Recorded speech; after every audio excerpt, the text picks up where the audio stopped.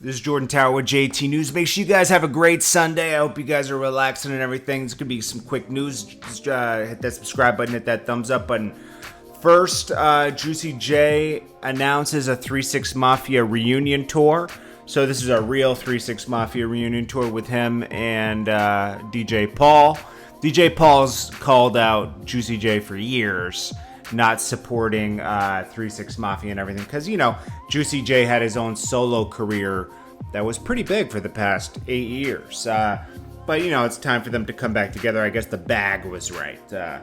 Anyways, these tickets go on sale on August 23rd.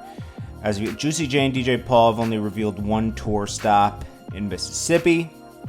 And we'll see the other tour dates. Let's see. As indicated, Juicy's posted the reunion will not only comprise of key members. It'll be Gangsta Boo, Country Black, Project Pat, Little White, and LaChat. They'll be there, and also DMX and Bone Thugs and Harmony will join the tour. And yeah, so it's gonna be good, man. And this is big because 3-6 Mafia, they haven't been the coolest for the past 8 years. They used to be inseparable, especially DJ Paul and Juicy J. But it seems around 2011 and 12, they started 13. They started to like kind of, you know, Juicy J was a superstar on his own at that point. So that's what it is. But it's good to see these two guys coming back together. They made history. They've been doing hip hop forever. Anyways. They're the real kings of Memphis. Then we got Kim Kardashian.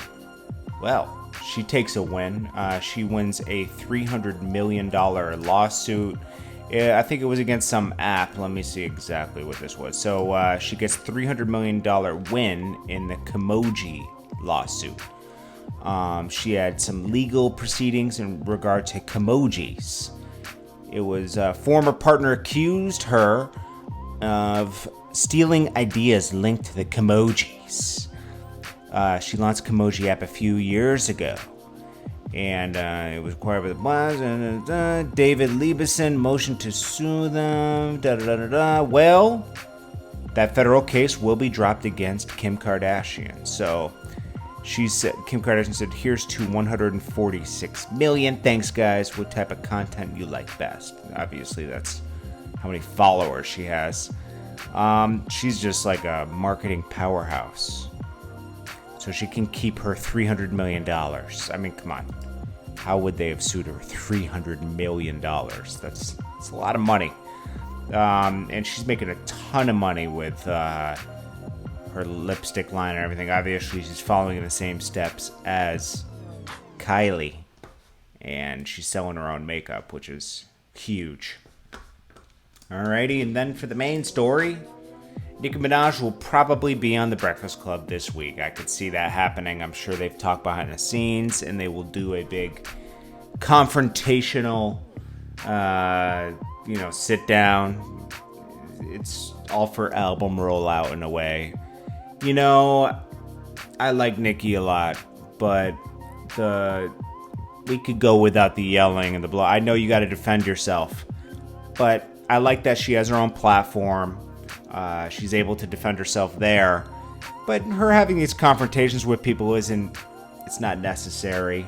I hear her talking about cyber, the people going at her on Twitter and everything. Honestly, I'm going to be honest with you with that. Any star, Cardi B talks about that a lot. Everybody talks about that. It kind of comes with the territory. I know that people are human beings and you got to treat them as such, but stars are always going to be, for the pickings, and it's not right. I'm not saying it's right, but it does come with the territory, and you got to be careful what you ask for in this life. With fame comes a lot of problems. I've seen people go through it. We've all seen people go through it.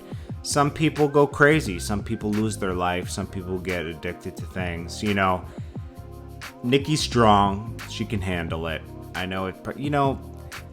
I think maybe what's best for her is to move on, from certain stuff. What I hate about music especially with hip hop, the tides turn on you at one point. It seems like that's for everybody, you know, like 50 Cent. Nobody's immune to this. Eventually, the tides turn on you. Then they miss you when you're gone, and then they have a welcoming home party, and then they tear you down again. That's just how it works. It's a cruel business, because you get addicted to the love, but the hate comes, you know. So in no way am I downplaying her at all. I'm just saying it's a spooky business.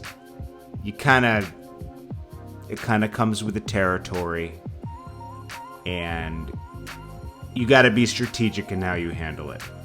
Now, as far as Nicki and Drake, what's going on with that? You know, we have no... How spooky is that friendship? I mean, it's obvious. You know, we could say... They could come out tomorrow and say, you guys don't know what you're talking about. It's pretty clear that things aren't right between her and Drake.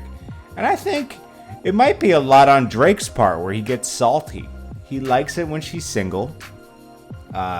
Think about it. Right when she broke up with Meek and she had the no frauds going against Remy, Drake was right there to throw a verse at her. But whenever she's involved with somebody else, he gets salty and he still keeps his distance. Isn't that funny? I mean, she was in the game in the beginning. No, I guess nobody just took Safari seriously, you know? Because the whole first couple years, I mean, think about it. Safari had to watch Nicki kiss Nas in that music video, watch her marry Drake in a music video. Like, can you imagine being Safari? That would have sucked, man. But there's obviously something really nasty going on between these two. I mean, Drake plays like weird. You know, he gets Cardi over there, lifts her out because he knows that will bother Nicki. He knows how to push people's buttons. And he plays this weird game with that. Very weird. Anyways, hopefully they can find their way back. They were good friends, but, you know, they're label mates. You don't have to be best friends, you know. And a lot of this industry is fake love, you know. I'm not saying anyone's being fake. I'm just saying it's just part of the music industry. It's part of any industry, honestly. But anyways, I think she'll be on The Breakfast Club this week. We'll get a wrap up on that. I bet you she'll make her rounds with the publications that talk ill of her. I don't know, guys. I appreciate you guys. There's not a lot of like super interesting news. I just wanted to, you know, drop something for you guys. I was actually really struggling to come up with some good topics. Troy Ave has a new music video out that's pretty good. I recommend checking that out. Seems kind of like a hit, I'm gonna be honest with you. I'll check you guys later. I think it's like Money Over Here or something like that. Check it out. This is JordanTower with JT News. Let's watch this clip together and end on a positive note. Fitted down and I'm ready to play. When your album gon' drop, bitches never could say fuck I look like giving birds they props. Bitches act like they hot, but I heard they not. How the fuck you in the game like 10 years strong? Y'all bitches still can't write your own damn song? You see me on a stoop, man, these birds just salute me. But I'm in the coop with a hoopty dooksy. I'm always with a dude that'll off your koofy. Let him meet my coochie and cop me poochie. House in the boonies, rock the doobie. Cock the 22, then spark a Lucy. He tell me I'm the one, he probably right. He pressing me like button downs on a Friday night. Your girl get it poppin' like dynamite. Dynamite, the coke albino white. Name one bitch in the game that I can't murder. Chicken noodle bitches wanna side with a soda. Give it to everybody like a cop with a quota. Stop play poker, hop in something mocha. I eat bitches, no knife, no foca. Bitch wanted with me living the life loca. Oh, I get it, you a joker. Leave a dot on your head and I ain't talking about poker. Cause you the type that be running your mouth. See you on the block when I'm running your house. I'm with the nigga Fendi, never fucks with a slouch. I fuck with dirty money like what's under the couch. Cause Ain't a bitch could fuck with my flow.